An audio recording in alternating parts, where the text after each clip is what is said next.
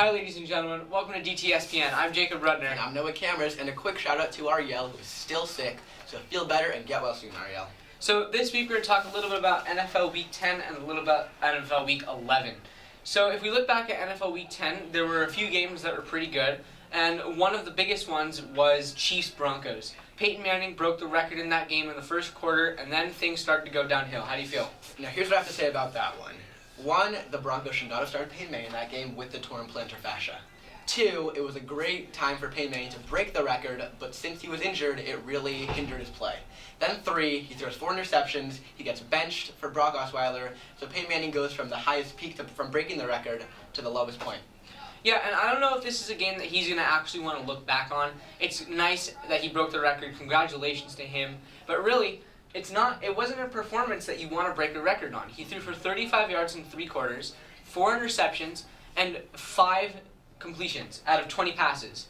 So his completion rating was super low, and he wasn't getting to his receivers. His leading receiver in that game had 1 reception for 17 yards. And a crazy stat in that game was the Chiefs kicker, Cairo Santos, had 5 field goals, which is the same amount of completions that Peyton Manning threw. Which is unacceptable. Unacceptable. You're a professional quarterback, you need to throw more than 5 completions in a game, and especially more than 35 yards.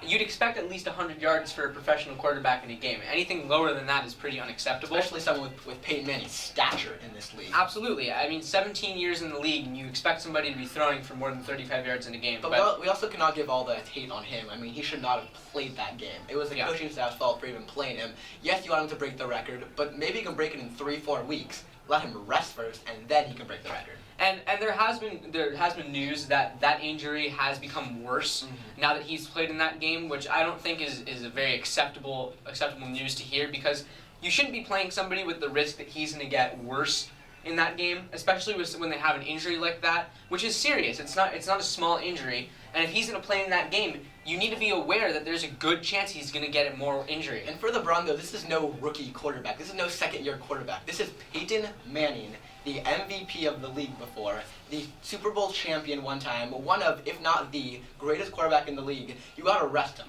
You have to rest him. You cannot put him out there if he's injured, or if he gets hurt, that could end his career. Yeah. Let's move on to Patriots-Giants. A pretty good game. It was fantastic the entire way. Came down to a controversial call and a field goal.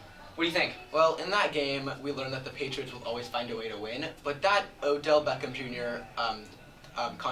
Controversial touchdown, I think that the refs made the right call with sticking with their gut, but, I mean, it's so close to call, and I think Odell Beckham Jr. may have had enough control over the ball where it could have gone either way, but I give it to the refs for sticking with their gut. Yeah, we also don't have the views that they have, and even if they did see something maybe that we couldn't see, I think it was a fair call. Obviously, it was controversial because it may have looked like it was a completion, but they're the ones on the field. They're the ones who are doing this as a professional job, and they're the ones who are in charge of making that call. So if it didn't look like a completion, I got to stick with that. But also, it's not like that completion lost them the game. They still got a field goal, and then their defense gave up a 4th and 10 to Tom Brady, and they let Tom Brady drive down. I mean, their defense could have won them the game. So it's not like that play itself lost them the game. It was their defense at the end. I agree. And it was a good game overall for both teams. It just came down to a last play and a call. So now I think it's most important that we move on to Bengals-Texans. It was an undefeated team going up against a team that was not expected to win the game. It was pretty clear who everybody thought was going to win. Everybody thought the Bengals were going to come out 9-0, and they lost. And what is especially weird is that the Bengals only scored 6 points. It is hard to only score 6 points when you have Andy Dalton on your team, AJ Green, Tyler Eifert, Giovanni Bernard, Jeremy Hill. The Bengals' offense was shut down by the Texans' defense, and kudos to the Texans' secondary for really shutting them down. And I think one of the issues in that game is they didn't give the ball enough to their running backs. Both of their running backs had very few carries. None of them had more than 10, and they were actually playing quite well. If we look at Giovanni Bernard's stats, he had 8 carries for 36 yards. That's not a bad stat. I think that if they ran the ball with him more, they gave him the ball more, and gave him more touches during the game, he definitely could have played better, and they could have helped him. I'm not saying they would have won, but I'm saying it would have been a better game. I also think a problem is that the Bengals came in with such confidence. Like, this is going to be an easy game. They will win this game. And the Texans showed them that they cannot win every single game. So another important topic moving into Week 11 is we have 2 undefeated teams left, the Patriots and the Panthers. So what are the chances that these two teams are going to be able to make it out of the season 16-0? Well, I think that the Patriots have a huge shot even without Julian Edelman. Their one probably really hard game this coming up will be in 2 weeks at Denver to face the Broncos. With Peyton Manning, without Peyton Manning, we don't know, but that defense will hold them. And if they do win that game, their next probably biggest test is at the Jets, Week 16. If they can win that, I'm expecting them to defeat the season. And even right now, I can probably tell you, I think the Panthers are going to go all the way. And the reason for that is, if you look at the rest of their schedule from here out, there's nobody that hard left in the game. It's the Skins next week. That's not a hard matchup. Then we have Cowboys, have no defense, and their offense has been so weak. Then we have the Saints, has nothing special this season. Falcons, rough defense, pretty good offense, but a very, very poor defense. Then we have Giants. That one could pose a little bit of a threat because they do have a stronger defense, but I don't think their offense is good enough to overpower a strong Panthers defense.